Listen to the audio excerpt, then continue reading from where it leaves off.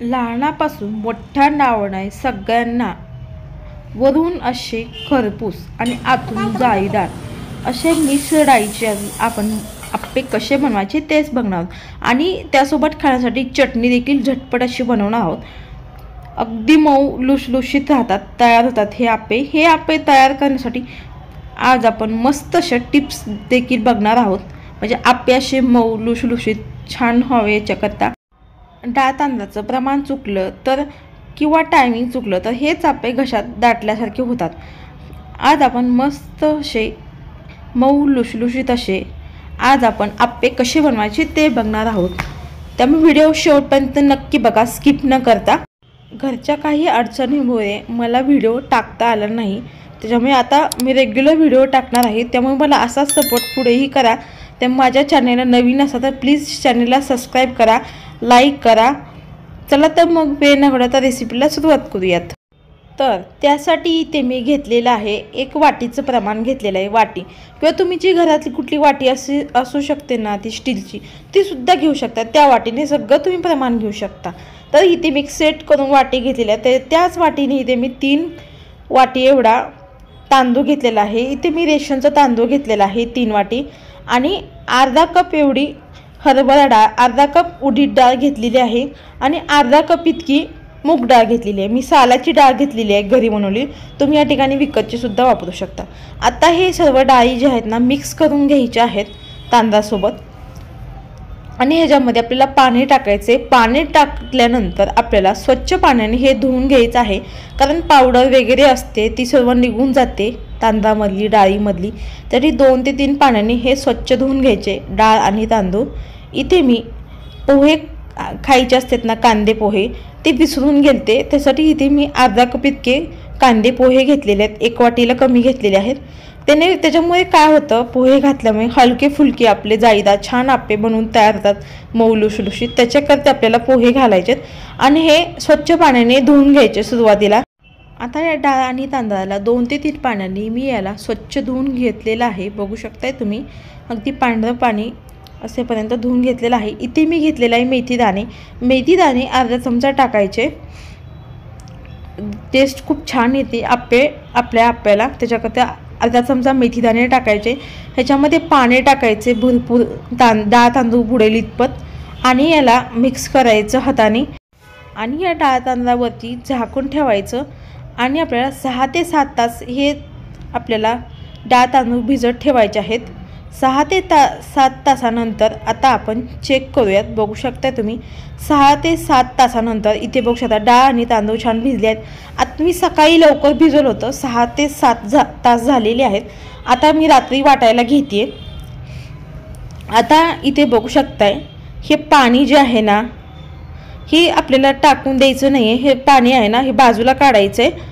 आणि इथे मी मिक्सरचं भांडं घेतलेलं आहे मोठं, त्याच्यामध्ये आता आपल्याला 2 ते 3 पै डाळ तांदूळ आपल्याला मिक्सरच्या भांड्यामध्ये काढून घ्यायचे आहेत। आणि डाळ तांदळामधलंच आपण जे डाळ तांदूळ भिजवायला पाणी टाकलं होतं ना, त्याच्यामध्येच आपल्याला अर्धा कप इतकं पाणी टाकायचं आहे। मिक्सरच्या भांड्याचं झाकण लावून आपल्याला हे मिक्सरवरती बारीक असं मऊसर लोण्यासारखं आपल्याला हे फिरवून घ्यायचं आहे, बंद चालू करून। बघू शकताय अगदी लोण्यासारखं छान मी याला फिरवून घेतलेलं आहे। आता एका मोठ्या आपल्याला पीठ ज्यामध्ये फर्मेट करायचं ना आप्पेचं, त्यात आपल्याला हे पीठ काढून घ्यायचं। मी ते आप्पेचं पीठ आहे ना म्हणजे ह्याच्यामध्ये काढलेलं आहे डब्यामध्ये, तुम्ही या ठिकाणी पातेल्यात देखील काढू शकता। आता तीच प्रोसेस सेम करायची आहे। 2-3 पै मिक्सरच्या भांड्यामध्ये टाकायचं आणि थोडंसं पाणी टाकायचं डाळ तांदळामधलं भिजवलेलं आणि मिक्सरला आपल्याला वाटून घ्यायचं हे पीठ, बघू शकताय अगदी बारीक छान वाटून घ्यायचं। अशाच पद्धतीने इतर सोबत राहिलेलं देखील मी पीठ देखील वाटून घेतलेलं आहे या पद्धतीने। आता याला एकदम मिक्स करून घ्यायचं, म्हणजे एकजीव असं छान आपलं पीठ देखील होईल याच्याकरता। याला मिक्स देखील करून घेतलेलं आहे मी। आता मिक्स करून पळीने घ्यायचं, एकजीव छान करून घेतलेला आहे। पीठ लवकर फर्मेंट होण्यासाठी थंडीमध्ये काय होतं ना, पीठ लवकर फर्मेंट होत नाही, त्याच्याकरता इथे मी 4 ते 5 मिरच्या घेतलेल्या। या मिरच्या आहेत ना धुवून घ्यायच्या स्वच्छ आणि हे पीठ आहे ना आप्याचं पीठ, त्याच्यामध्ये आप्याच्या पिठामध्ये हे अशा उभ्या ठेवायच्या आणि या झाकण ठेवायचे। जिथं उबदार ठिकाण असतं ना तिथं आपल्याला हे पीठ ठेवून द्यायचं, म्हणजे छान असं फर्मेट होईल रात्रभर। याला मी 6 ते 7 तासाकरता याला रात्रभर ठेवून दिलेलं होतं फर्मेंट। करण्यासाठी। आता इथे बघू शकता छान देखील फर्मेंट देखील झालेलं आहे, अगदी छान वर फुलून आलेलं आहे। आपण फर्मेंट करायला पीठ ठेवलं होतं ना, मिरची ठेवली होती ना हिरवी, ती काढून घ्यायची आहे आणि ती धुवायची आहे। मग आपण कुठल्याही चटणीला वगैरे वापरू शकतो। मी ही चटणीला वापरणार आहे ही मिरची। आता त्याच्यामधून आपण एक एक मिरची काढून घेणार आहोत। मी या पिठामधल्या सगळ्या मिरच्या काढून घेतलेल्या आहेत। बघू शकता तुम्ही पीठ देखील छान फर्मेंट देखील झालेलं आहे। बघू शकता अगदी जाळी देखील छान पडली देखील आहे। आता या आप्याच्या पिठाला एकसारखं असं मिक्स करून घ्यायचं पळीने। व्यवस्थित असं मिक्स करून झाल्यानंतर आता इथे मी कांदे एक 2-3 आकाराचे मीडियम आकाराचे कांदे चिरून घेतलेले आहेत आडव्या आकारामध्ये, ते आपल्याला टाकायचे आहेत। किंवा तुम्ही ह्याच्यामध्ये तुमच्या आवडीच्या ज्या भाज्या तुम्हाला आवडतात ना, ते सुद्धा तुम्ही या ठिकाणी घालू शकता। किसलेलं गाजर देखील घालू शकता। इथे आता आपल्याला एक वाटण करायचं आहे। त्याच्याकरता इथे मी एक 5 ते 6 लसणाच्या पाकळ्या, थोडीशी कोथिंबीर, 5-6 हिरव्या मिरच्या, अद्रकचा 1 इंच अद्रकचा तुकडा घेतलेला आहे। ते आता आपल्या मिक्सरच्या भांड्यामध्ये बारीक असं वाटण करून घ्यायचं आहे हे हिरवी मिरचीचं। आता जे आपण वाटण करून घेतलेलं होतं ना, या पिठामध्ये टाकायचे। त्यामुळे काय होतं, आपले जे आप्पे जे आहेत ना, ते खूप छान बनवून तयार होतात आणि खूप असे टेस्टी लागतात या वाटणामुळे। त्याच्याकरता हे घालायचे। आणि आप्पेमध्ये कांदा टाकल्यामुळे काय होतं ना, आप्पे खूप छान लागतात, कांद्याची टेस्ट खूप छान लागते। किंवा तुम्हाला ज्या कुठल्या भाज्या आवडतात त्या तुम्ही घालू शकता। इथे आपल्या आप्याचं पीठ देखील बनवून तयार झालं, एकदा मिक्स करून घ्यायचं। आता इथे आपण झटपट अशी चटणी करायला घेणार आहोत, नारळाची चटणी खाण्यासाठी। इथे मी ओला नारळ घेतलेला आहे, मी स्लाइस करून घेतलेला आहे। ओला नारळ अर्धा घेतलेला आहे। इथे मी एक 5 ते 6 हिरवी मिरच्या घेतलेल्या आहेत, कढीपत्त्याचे पाने, 5-6 लसणाच्या पाकळ्या, थोडीशी कोथिंबीर आणि इथे मी घेतलेलं आहे शेंगदाणे घेतलेले आहेत। 1 वाटी शेंगदाणे साल काढून घेतलेली आहे, जेवढी जमल तेवढी, किंवा साल नाही काढली तरी सुद्धा चालेल। आता एक मोठं मिक्सरचं भांडं घ्यायचं आहे आपल्याला। त्याच्यामध्ये आपण ओला नारळ घेतलेला होता ना स्लाइस करून, तो टाकायचे, थोडीशी कोथिंबीर टाकायची आणि ते आपण हिरवी मिरचीचं प्रमाण तुम्ही इथे कमी अधिक करू शकता। मी इथे जास्त घेतलेलं कारण टेस्ट खूप छान येते हिरवी मिरचीची, कारण तिखट चटणी आहे ती खूप छान लागते। इथे मी आपल्याला कढीपत्ता टाकायचा आहे, कढीपत्ता फ्लेवर अगदी छान येतो ह्याच्यामध्ये। आणि इथे आपल्याला टाकायचं आहे शेंगदाणे साल काढून भाजून घेतलेले। इथे 1 चमचा आपल्याला जिरे टाकायचे। इथे मी फ्रेश असं दही घेतलेलं आहे, मी इथं विकतचं घेतलेलं आहे दही, तुम्ही या ठिकाणी घरचं देखील घेऊ शकता। दही टाकल्यामुळे काय होतं, टेस्ट खूप छान येते दह्यामुळे, ते अवश्य टाका दही। इथे मी 2 चमचे मोठे चमच्याने दही टाकलेलं आहे। इथे आपल्याला थोडंसं मीठ टाकायचं आहे आणि ह्याला पाणी टाकायचं आपल्याला अगदी अर्धा कप, आणि ह्याला झाकण लावून आपल्याला ही चटणी आता आपल्याला वाटून घ्यायची आहे। लागेल तसं तुम्ही याच्यामध्ये पाणी टाकू शकता नारळाच्या चटणीमध्ये आणि वाटू शकता। जमेल तितकं बारीक अशी पेस्ट करून घ्या छान, म्हणजे चटणी खूप छान बनवून तयार झाली, एकसंध अशी चटणी देखील आपली इथे तयार आहे। आता आपण लगेच तडका देणार आहोत या चटणीला। इथे मी तडका कढई घेतलेली आहे, त्या तडका कढईमध्ये आपल्याला टाकायचं आहे आपली जी घरी कॅटलीतल्या पळीने तेल टाकायचे 1 पळी, आणि ह्याच्यामध्ये आपल्याला अर्धा चमचा मोहरी टाकायची। मोहरी छान तडतडू द्यायची म्हणजे फोडणी छान बसते, आणि अर्धा चमचा जिरे टाकायचे, जिरे छान फुलू द्यायचे। मग हिंग टाकायचा, हिंग खूप छान फ्लेवर देतो या चटणीमध्ये, अवश्य टाका।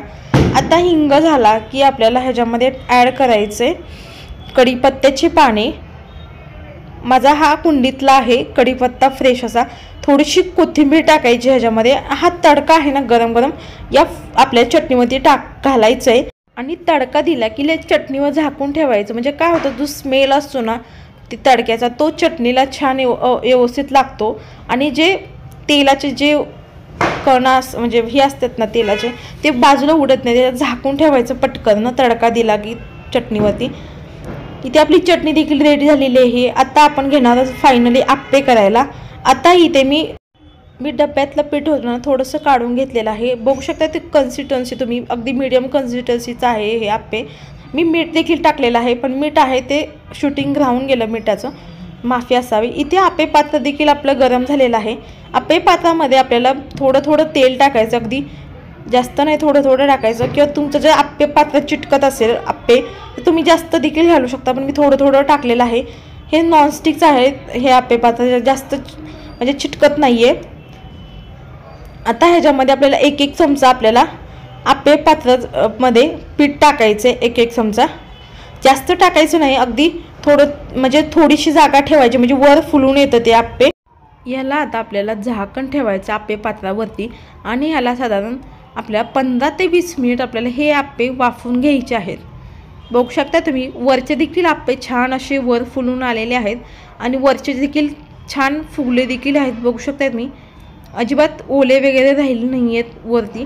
आता ही ज्या कोरडी झाली ना वरची बाजू आपल्याला पलटी मारून घ्यायची आहे चमच्याने, या पद्धतीने बघू शकताय अगदी छान कलर आलेला आहे गोल्डन मस्त।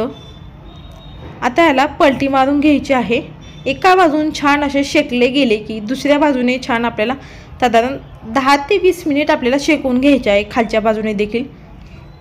बघू शकता तुम्ही अगदी मस्त दिसत आहेत आपले एकसारखे असे मस्त फुगून हलके फुलके बनवून तयार झाले, फुगून देखील वरती आले। बघू शकता दोन्ही बाजूने मी याला छान गोल्डन ब्राऊन कलर येईपर्यंत छान भाजून देखील घेतलेला आहे। आता हे आप्पे आपल्याला ताटामधून काढून घ्यायचे आहेत। इथे बघू शकता गरमागरम असे आपले आप्पे बनवून तयार झालेत खाण्यासाठी। बघू शकता तुम्ही कलर अगदी मस्त आलेला, एकसारखे असे आपले बनवून तयार, चटणी सोबत तुम्ही खाऊ शकता, अप्रतिम चवीचे लागतात, काय सांगू तुम्हाला। आता इथे बघू शकता तुम्ही इतके मस्त हे आप्पे बनवून तयार मिक्स डाळीचे, तुम्ही सुद्धा नक्की करून बघा आणि कसे झालेत ते कमेंट करून नक्की सांगा। आता बघू शकताय तुम्ही आप्प्यावरून तुम्हाला लक्षात येत असेल किती आपले आप्पे छान फुगले देखील आहेत, अगदी हलके फुलके जाळीदार। आतून बघू शकता मी वरून असे बाहेरून असे कुरकुरीत आणि आतून असे मऊ, इतके मस्त हे आप्पे बनवून तयार। तुम्ही नारळाच्या चटणी सोबत खाऊ शकता किंवा सॉस सोबत देखील खाऊ शकता, हे अप्रतिम चवीचे लागतात। तुम्ही सुद्धा मुलांच्या डब्याला हे मिक्स डाळीचे आप्पे करून बघा, कसे झाले ते कमेंट करून नक्की सांगा। आपण डाळी आहे ना ती योग्य प्रमाणात घेतल्या आणि टिप्स काही फॉलो केल्या तर आपले अगदी मस्त घशात न अडकता छान आप्पे आपले बनवून तयार झालेत, हलके फुलके जाळीदार आतून छान तयार झाले आहेत। अहो मंडळी, व्हिडिओचं शेवटपर्यंत बघत असाल ना प्लीज व्हिडिओला पटकन सबस्क्राईब करा, लाईक करा आणि जास्तीत जास्त जणांपर्यंत ही रेसिपी मित्रपरिवारामध्ये शेअर करा। वेळात वेळ काढून माझी रेसिपी पाहिल्याबद्दल तुमचं मनापासून धन्यवाद। चला तर पुन्हाच अशा रेसिपीमध्ये भेटूयात, तोपर्यंत धन्यवाद।